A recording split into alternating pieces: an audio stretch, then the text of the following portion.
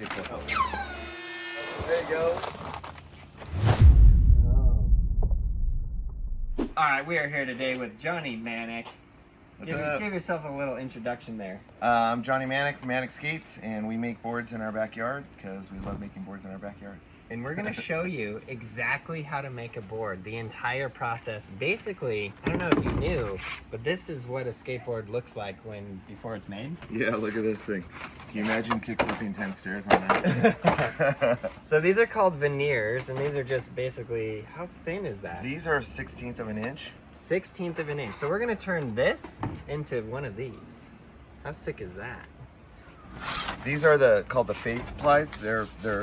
They're already sanded, and that we have them dyed. These are called the core plies.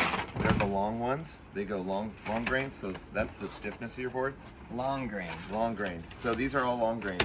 So to lay up a board, you start up with one face ply, one long grain, then a cross grain. This is your concave. way. Yeah, So this that's is going this way. number 3. That's why it's flappy this way, but it's stiff this way. That's holding your concave. And then your center core ply goes in the next. Again, like another this. long grain, and then one more of those flappy ones on top of that core. So think of it as a floppy sandwich. The core is in the middle. Okay, so basically they're going like this way. For They some go reason I thought it was long cross. cross, long cross, long. 2 long grains right here before you even start touching a cross. And you got the color on the top and on the bottom. Yeah, these are finished veneers. Their faces, they're smooth.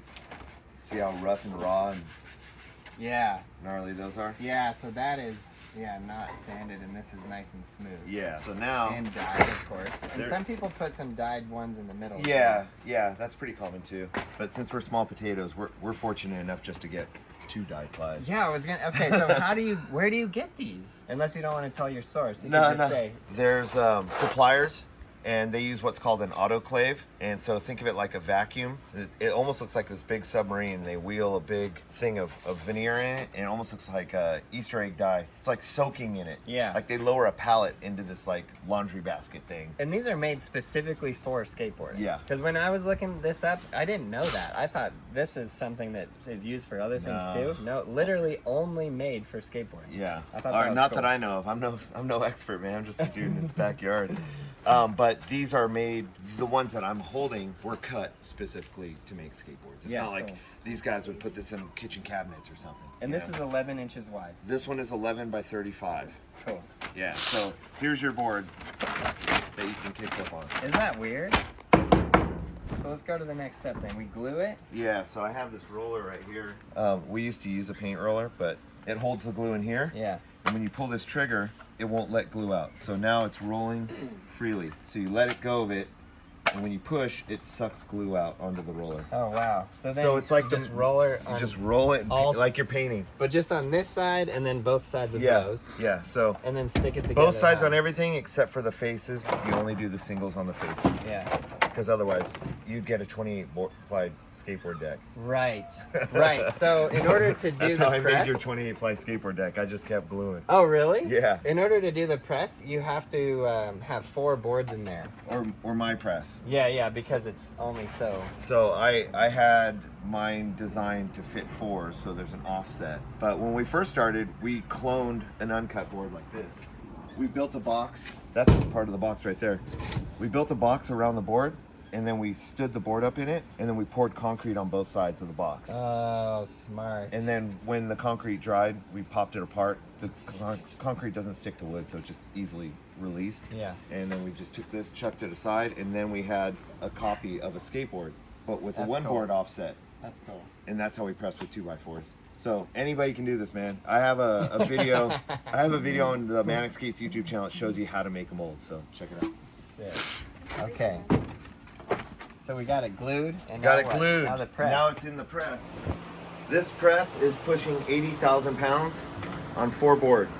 80,000 pounds Yeah. on 4 boards. Yes, there's So two. this two is a 20-ton hydraulic boards. press. Well, it's car jacks. Car jacks?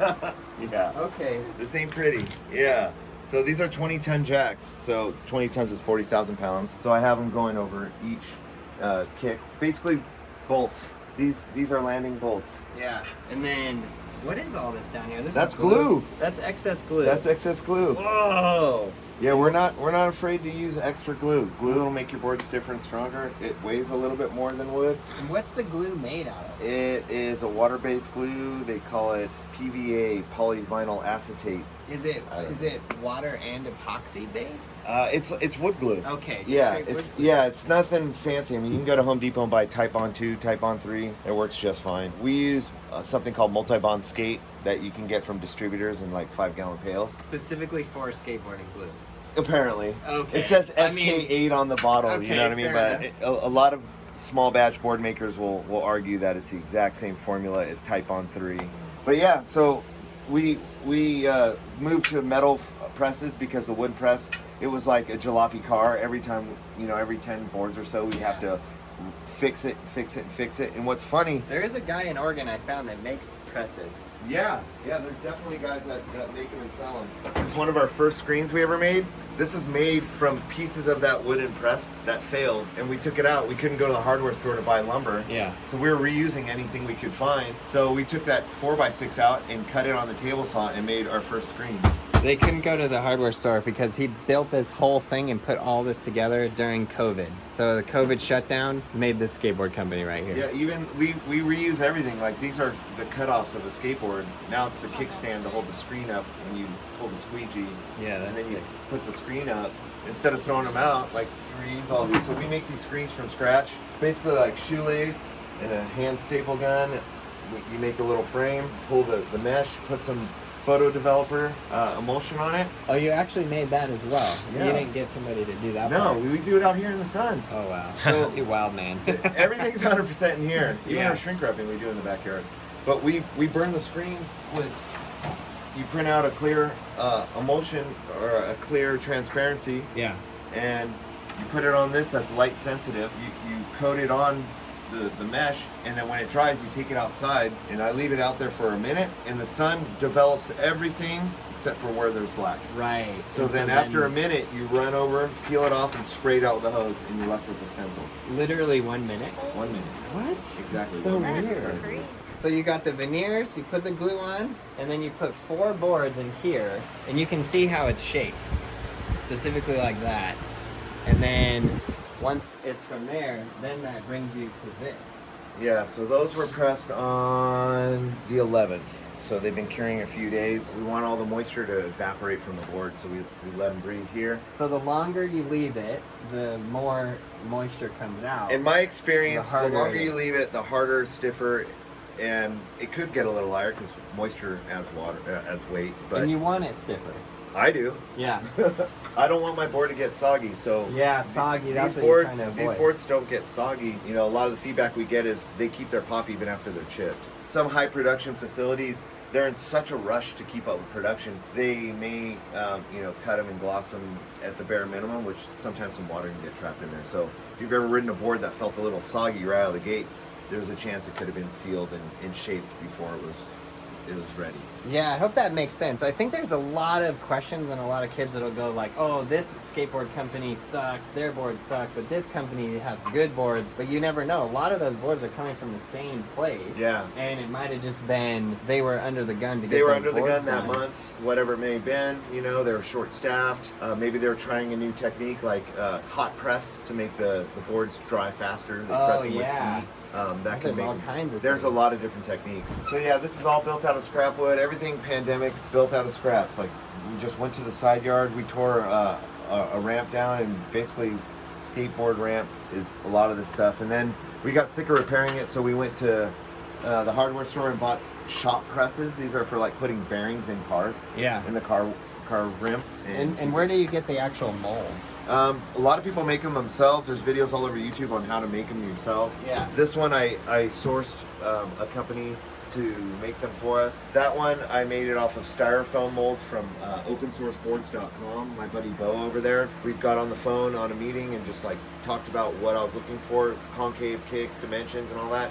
And then he sent me styrofoam negatives of it that he cut on a CNC based on our discussion of what I was looking for, and then I just poured concrete on the styrofoam and then Oh made my wow, molds. so this is concrete. Yeah, Concrete this on is the like a bottom. high quality version of the sketchy concave or sketchy concrete. Oh wow, that is so wild. Yeah. So I have a bunch of molds. I think I'm up to like 10 different molds. This is my current street mold. This is my pool board mold. So the street board, the kicks start earlier. So the gap between here. Oh, okay. Now this is a vert board. The kicks start later. So you can have a Okay, longer you got wheelbase. more space. So I wanted to make sure that I could, little boards for JD and then bigger boards for me and like my buddies that ride vert and pools and stuff. And so I skate street and vert. So I ride like an 825 on the street, something like 875 or 9 when I go skate your vert ramp. Yeah. This always scares me. Here we go. Wow, look at that. Fresh boards. So there's 4 boards right here. Nose street mold 2, 10, 15. This way, like some people want like a steeper concave, others want a mellower one. The further you go down in the stack, the mellower it gets. All right. Can you get one with like the nose and tail just a little less concave? I'll grab a number 4. NS3 and 15. So it comes apart easy because there was no glue. They're still wet. There was no glue between this. Yeah, exactly.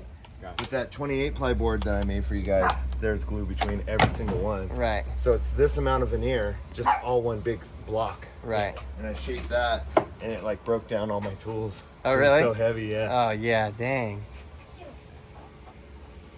Just blue fuses, nothing big. So now we're going to take a board that's been carrying for a long time. He's going to drill the holes. When the boards are still in the press, I mark the center line on the press. It's important to find your center line because a lot of nose and tails have concave and the board has concave. Yeah. And I'm sure there's been times someone has ridden a board where it may have been off center a little bit.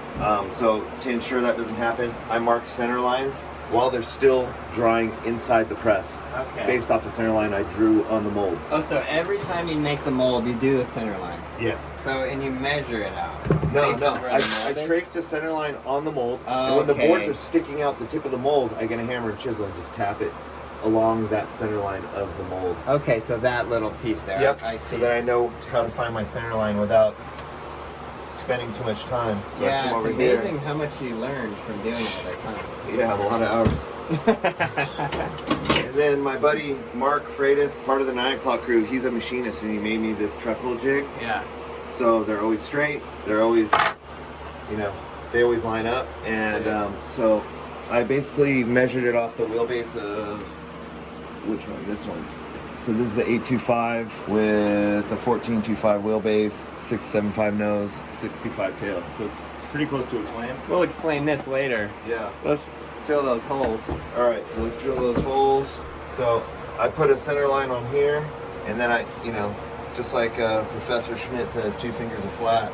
I just size it up till it feels like, about 2 fingers. Yeah.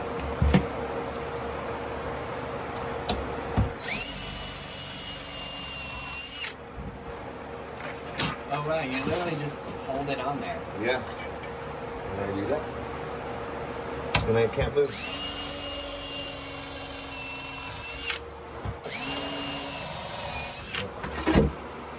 Oh, yeah, looking good. Then I do this so I know which is the nose. So if you ever see those dots on your board, it's usually to let the factory worker know when you put that heat transfer on, that's the nose, dummy. What was that? How did you do that? It's a punch, spring loaded. Oh. I used to use a hammer and nail. I upgraded to a spring loaded punch because I could afford the $6. Yeah. You want to hand me that 825? This one?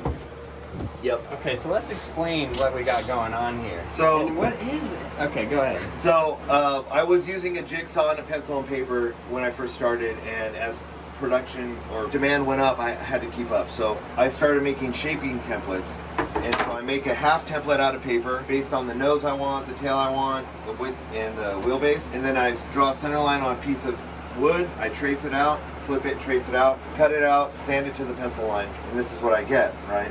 And this is particle board. This is particle board because it doesn't have to be sturdy, it just has to be affordable. And this is just giving you, this is your tracer. So It's this my is guide. basically, the guide that's going to roll around. Yeah, okay, well, I'm excited to in see a how second I'll show do this. you how big of a time saver doing it like this is.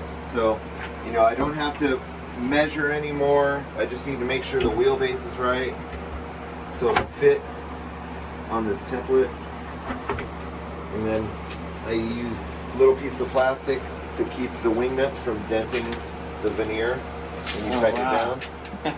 Because I So learned many that the hard details. way. I was using cardboard pizza boxes and stuff. Now I'm going to trim off the excess so I can put it through the career ender.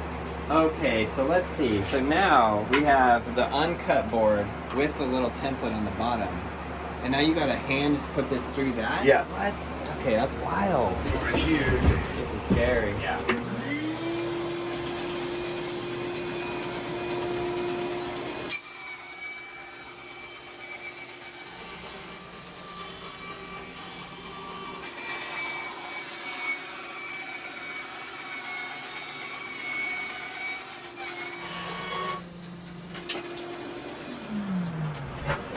Everything's got to be like Legoed around in here. Okay, so now we have these cut pieces that was obviously cut off of here. Now check this board out. It's not like perfect. No, we but just cut the fat. you just cut the fat off so that then you can take it to this. Wow. And so the bearing rolls on this. So look at that bearing. Yeah. The template's rolling on the bearing, and it cuts anything above it. Whatever's above it is going to take on the shape of this. And this thing is just, Oh yeah, it is. that's terrifying. Career ender. So let's see what happens when you turn it on.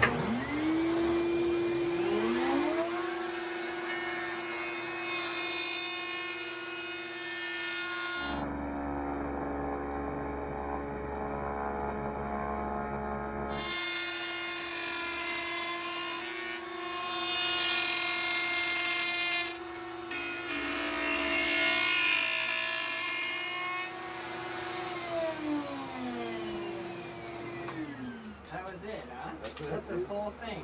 Well, Okay, that's pretty fast. this is the easy part. Oh, it is? Yeah. The hard part's finishing the board. There's the board. Okay, I see what you mean, because now the shape is perfect, but it's not not like ready beveled to ride. edges. It's just, you know, that hits you in the shin. All right, so then you get this edge router. I was doing it by hand, and my hands were starting to go numb, and I was getting carpal tunnel when I played drums and guitar. My pick and my sticks were falling out of my hands. No. So I had to mount it. And my buddy Chris over at Good Roads saw one that I made out of skateboards, and he said that he got inspired to make this. It's designed in CAD. My buddy Tark at Mighty printed it out for me, Yeah. and then that's how you do the edge. Wait, what's going on here? So this is gonna spin and then. Yeah, it's gonna make a round edge. Oh, So I it's get you. rounded Oh, right I there, didn't see so that. it can hit So that. on the bottom, so same similar thing, like a bearing here. Yep. And this bottom thing that is sharp and it will cut you. Yeah, So don't put your finger in it'll there. jack you up.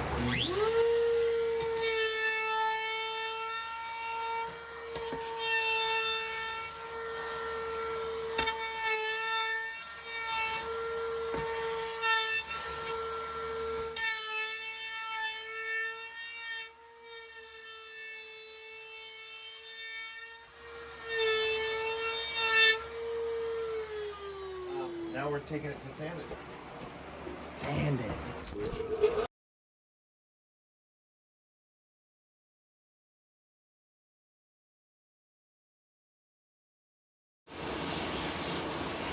That one isn't done yet. That's what you're pouring down the right. There you go. There you go. Look at that. Technique right there. Crazy cool. Yeah. Look at that. Aaron.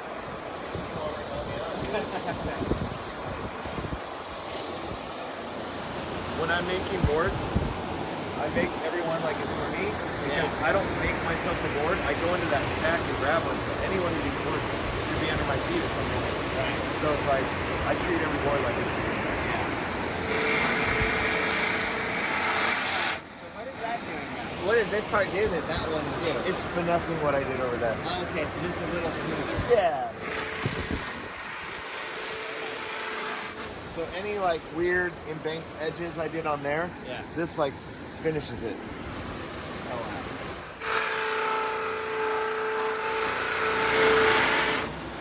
And you got this. This is special for skateboarding or no? No, It's just a woodworking tool. It's called a flap sander. Yeah, if you're making furniture legs. okay. I think that's where a lot of the skateboarding came from, right? Paul Schmidt? Yeah, a lot of Furniture making. A lot of the early skateboard manufacturers, and some still going today, started out as a furniture shop, and some pro skater with their last royalty check after they got clipped, and were like, all right, well, I got $5,000. I guess I'm starting a skateboard company. Steve Rocco, he went to a furniture shop to start World Industries. Oh, really? It's like, hey, I got this mold from Vision. I want you to put this in a press and make me skateboard. Steve Rocco. So I'm just kind of cleaning up the stuff. This will get cleaned up in the sanding process, but you know. And now this is a finer grit to further polish. I don't know. I really like it to be like a piece of art rather than just a skateboard. So I add probably more steps than I need to. Yeah. But the people that ride my boards, they notice it. There's a market for people that want something a little extra, a little special. Yeah, and it's so interesting because there's so much that goes into it. And you know, it's funny because reading the comments sometimes, like some people would say like, oh, there's no veneers in the middle. That's not a good board. You say, wait, well, what? That has nothing to do with it. You know what I'd say? You're right. Board. Let them have it. You're right, dude. Totally right. That is not, there's no veneers in the middle. Like no colors in the middle, right? Well, I used to work at a skateboard company and I did sales there, and the owner of the factory refused to put colored veneer in the boards. In the middle. Yeah, because like, why would I soak wood in dye and put it in an autoclave that, you know, affects the quality of the wood? Any woodworker wouldn't soak their wood in water. No, of course. He's like, so if you want to make the strongest boards, why would you willingly soak it in water? Yeah, it's only like a visual thing, and it doesn't even matter. Yeah, it's an optical illusion. Right now my board looks skinnier. Feels pretty good, right, Mo? Yeah. You gonna skate it? Yeah. Should I ask him if he makes 775s? He's like, no, 775s are banned from this place. So I do one of a kind like spray paint job on every board before I screen print it. So then, you know, the people that get these boards, like, you know, Little custom understand it's special, you know? Yeah. Like I could easily speed up this process and do other things that larger facilities do, but I think part of why people like to support us is because we're making all this stuff out of nothing. You know, it's the underdog story, right? Yeah, it's cool.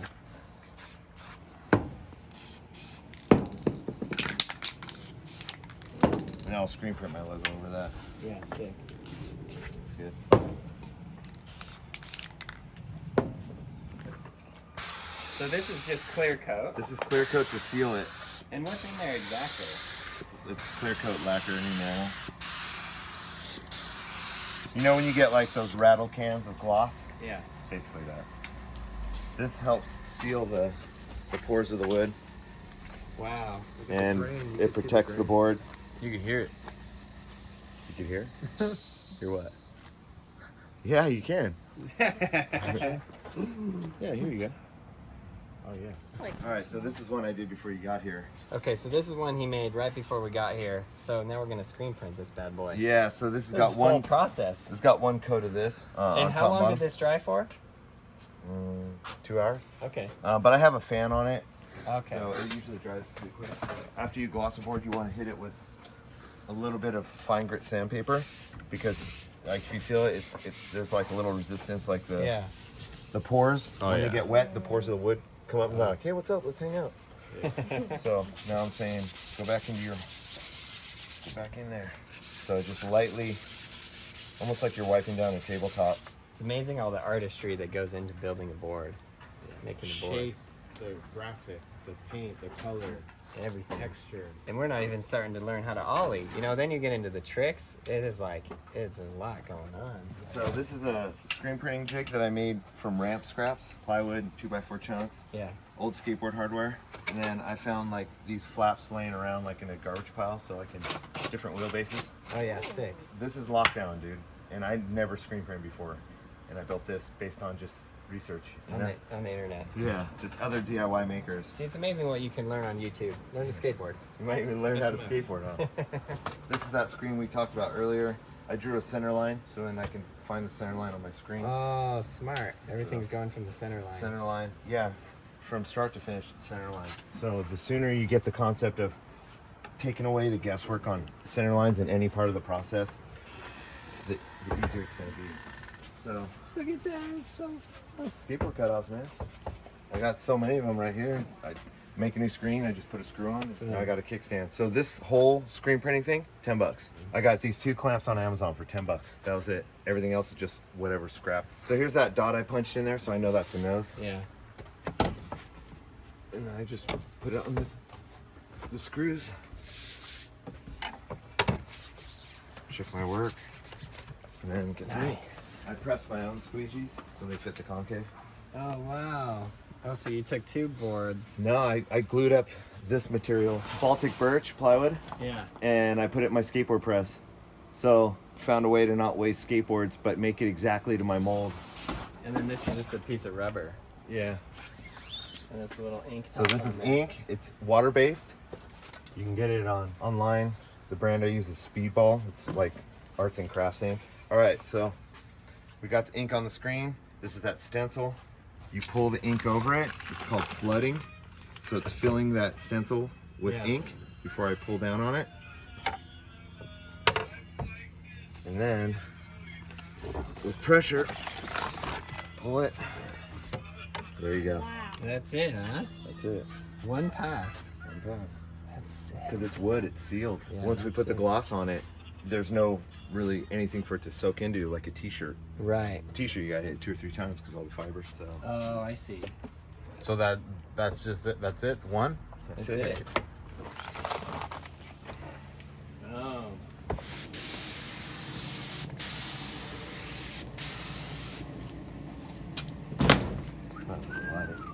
Nice. Could darken the colors for sure. Yeah. This one just needs a top graphic and it's ready to skate. Here's the top graphic.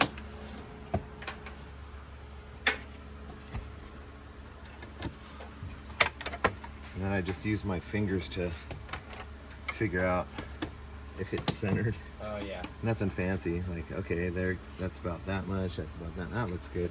You start learning your screens the more you use them Yeah. and start figuring out where you want it to be. It also gives you a little leeway when the graphic has a curve to it.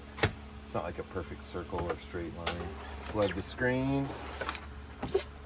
Now I'm gonna go left to right because the concave goes this way. So it's like dropping it on a half pipe.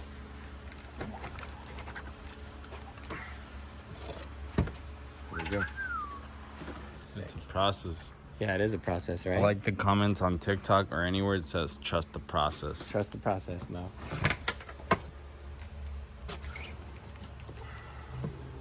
That one looks better. No 2 screen prints are ever the same either, man. Little fingerprints of their own.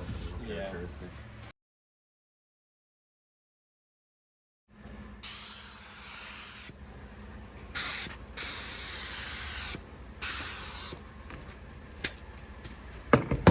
That's the one with the wonky graphic that I wiped my finger on it. Beautiful. Whatever, now you know it was screen printed. Yeah, that's it. Okay, so that's the full process. A huge thanks to Johnny for showing us how this is made. Yeah. And yeah, tell him anything you want. Follow us on Instagram, Facebook, and YouTube at Manic Skates. Let's go. And I don't know if you write 2.5s, but that's yours. Yes, I love it. Let's roll this. I just love everything that goes into this, and I love the story. Like 2020 shutdown, take that time and do something good for yourself. Don't Start be afraid a to try skateboard something company. that you don't know how to do. Don't be afraid. You're going to make mistakes, and that's all right. That's how you learn. And it's amazing how you learn everything just searching online, On find this YouTube. thing. Yeah, so you can learn stuff on YouTube. I've been telling you people. And there's also forums, skateboard maker forums, that you can follow on Facebook and stuff that are super helpful. Shout out Sam Koch, Lou Ross, Makers Movement. You guys helped so much. So thank you. And thank you. Thanks, Braille. Your vert ramp rules. All right, guys, we hope you enjoyed this video. If you got any questions, leave them in the comments below. I know a lot of you guys have been saying, make a video with the full process. So now here you have it, the absolute full process. Now you know everything. Check out all of those videos right there. Subscribe, like, leave a comment below. And you, yes, you, learn to ride a skateboard. You can do it. Never give up.